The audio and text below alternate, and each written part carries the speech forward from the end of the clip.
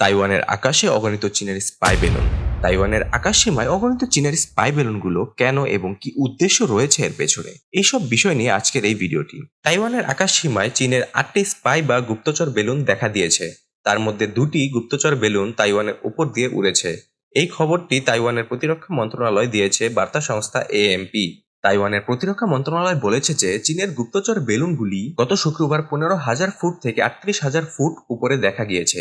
2023 সালের ডিসেম্বর মাস থেকেই চীনের এই গুপ্তচর বেলুনগুলি শনাক্তর খবর তাইওয়ান নিয়মিতভাবে প্রকাশ করে আসছে, কিন্তু এইবারই অগণিত বেলুন শনাক্ত করা হয়েছে। গণতান্ত্রিক তাইওয়ানকে চীন নিজেদের একটি বিচ্ছিন্ন প্রদেশ হিসেবে দেখে আসছে বছরের পর বছর ধরে। তাই চীন তাইওয়ানকে নিজেদের নিয়ন্ত্রণে আনতে সব ধরনের বল প্রয়োগ করেই চলেছে। আবার অপরদিকে তাইওয়ান মনে করে তারা একটি স্বাধীন দ্বীপ রাষ্ট্র, তাদের নিজস্ব সংবিধান রয়েছে এবং রয়েছে গণতান্ত্রিকভাবে নির্বাচিত নেতৃবৃন্দ।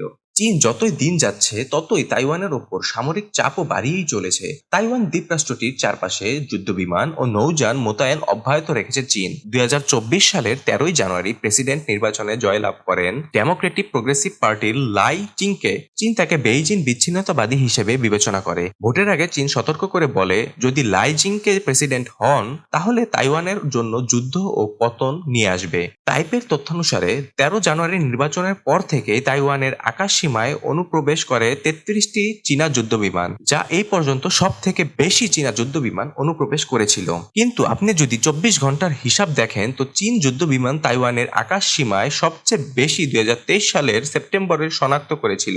সেই সময় তাইওয়ানের চারপাশে মোট 103টি যুদ্ধবিমান অনুপ্রবেশ করেছিল। চীনের দক্ষিণ পূর্ব উপকূল থেকে তাইওয়ানের দ্বীপের দূরত্ব প্রায় 100 মাইল।